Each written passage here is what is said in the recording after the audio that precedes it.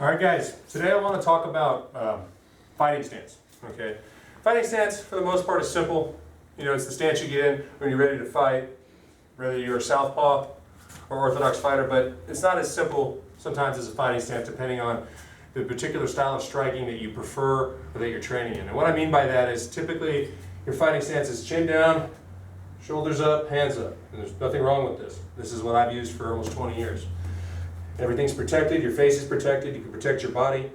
But this is the standard fighting stance that you're going to find in standard boxers, standard kickboxers. Nothing wrong with this. You can fire from here, you can defend from here, counter from here. It's great. I use it. I really don't use anything else. But when it comes to different styles of Muay Thai, different styles of boxing, you're not just going to see this, okay? Because the thing is with this is it's simple, so a lot of guys know it, so it's easy for other guys to defend against it. One thing you might see against a Muay Thai stylist is what they call the long guard, and the guys will come out like this with their hands in front. Okay, so their hands are still up where they can protect themselves, but they're out here like this. And you see Thais, they tend to bounce around with the ball of their foot like this. And it seems easy to fight against, but it's not. Just, you know, a lot of guys hold their hands like this. They can still fire off from here and they bring their hands back. But they like to do this so they can go into the clinch. They can set up knees, elbows. You know, here it's a little bit harder to set up an elbow. You know, but it's a preference thing. I don't like being like this, but this is the long guard that guys will use, so you have to be aware of it, okay? Another one you might see, and this is pretty much purely in boxing, is you're going to see what they call the Philly shell. Floyd Mayweather's made this famous. He's made a career out of it. Now, we're always taught to keep both hands up, which this and this do. This does not, but this is pretty safe. I can block hooks and crosses here, and I can block body shots here and crosses here as well, you know, because it's really, my chin's protected here. I don't like it because you can't be offensive from here. You can defend and move and counter, but as soon as you're gonna, you know, fire back, you know, the hands have to come up. So I'm not a fan of the Philly shell, but it does work for a lot of guys. I've experimented with it on occasion with success, but for the most part I don't like it. I like to keep my hands up, my chin down, and move around here. And keep my hands close to home, okay? I always view my head and the brain as a computer.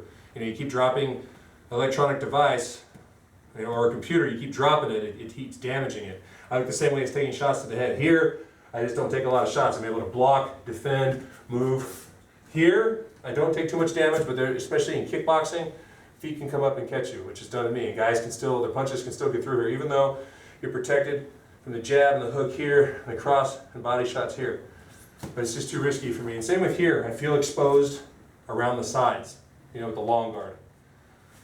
But I encourage you to experiment with all of them. Not so much on the bag, because that's different, but in sparring, experiment with them. Whichever one allows you to take the least amount of damage is the one I'd say to stick with.